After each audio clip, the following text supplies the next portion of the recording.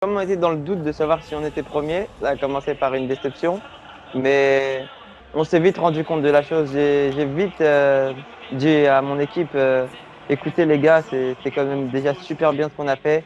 Deuxième dans le plus gros tournoi qu'il y a jamais eu dans le monde du jeu vidéo.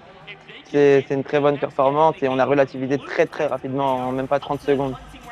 Et ouais, c'est une super fierté. Le mode créatif, c'est un mode où des créateurs de terrain créent des terrains avec des modes de jeu qui diffèrent complètement du mode normal de Fortnite. Et bah, moi, c'est dans ce mode notamment que j'ai performé, car j'ai beaucoup d'expérience dans divers jeux vidéo qui n'ont rien à voir avec Fortnite.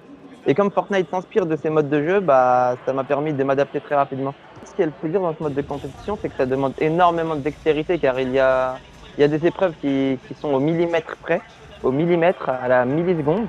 Et le fait aussi de devoir faire abstraction du public, parce que le public qui crie, plus les commentateurs qui crient lorsqu'on fait un beau mouvement, ça peut nous déranger. On peut être amené à avoir envie de regarder les écrans géants pour savoir si on est en train d'être filmé, etc.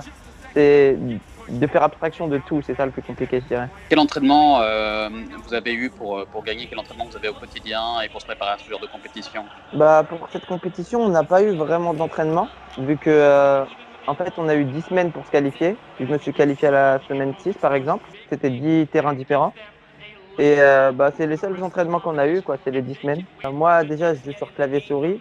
Et ça dépend en fait des périodes. Bah, en tant que joueur pro dans les modes normales, bah, je jouais genre 6 à 7 heures par jour.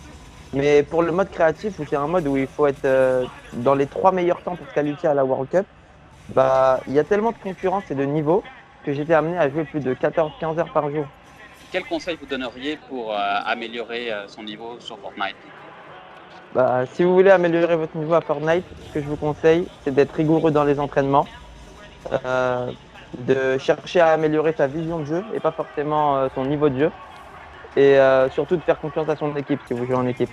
Je pense qu'être anglophone, ça aide beaucoup parce qu'on peut être amené à jouer avec des Anglais, avec des gens d'autres pays d'Europe qui parlent anglais. Et être anglophone, ça aide beaucoup pour avoir une variété de tester avec plusieurs personnes. Je pense qu'il faut tout le temps s'entraîner à communiquer parce que la communication, c'est la clé de la victoire.